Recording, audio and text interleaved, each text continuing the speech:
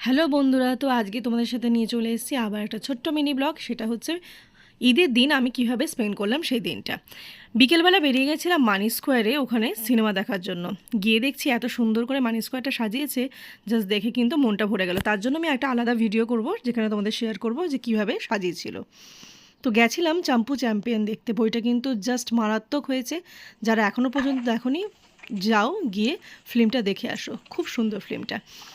গেছিলাম ওখানে, আর দেখি এত সুন্দর সাজিয়েছে। যাই হোক, তারপরে গেলাম স্টারবাক্সে, ওখানে নিজের পছন্দের মতন একটু ক্রিম কফি খেয়ে স্পেন্সাসে গেলাম। স্পেন্সাসে তোমরা খুব সুন্দর সুন্দর স্পাইসি জিনিসপত্র পাবে, বারবিকিউ সস, বিভিন্ন রকম সসের জন্য কিন্তু স্পেন্সাস কিন্তু বিখ্যাত।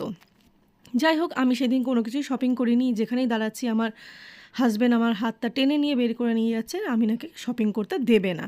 যাই হোক, দুঃখ করে বেরিয়ে আসলাম। গেছিলাম একটু গেমিং জোনে, যেহেতু আমাকে শপিং করতে দেয়নি, আমি খেলবো, তাই জন্য চলে গেলাম গেমিং জোনে।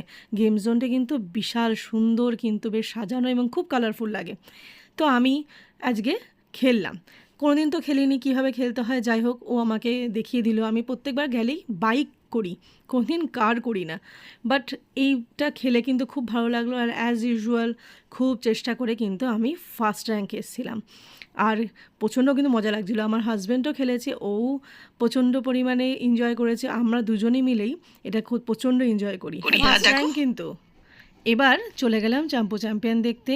পিএক্সএলে করেছিলাম। তো জানোই প্রচণ্ড পরিমাণে বড় স্ক্রিন। এটা মানি স্কোয়ারে রয়েছে, এবং সাউথ সিটি মলে যেসব স্ক্রিন রয়েছে তার থেকেও কিন্তু এই স্ক্রিন বিশাল সুন্দর।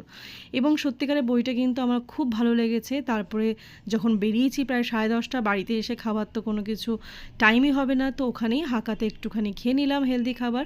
আমরা খুবই খাই বাইরে, বাট খুব চাইনিজ খেতে আমরা ভালোবাসি। তো সেই কারণেই আমরা নিয়ে নিলাম গ্রেভি চাউমিন, খুব সুন্দর করেছিল, আর একটা ফ্রেশ লাইম সোডা।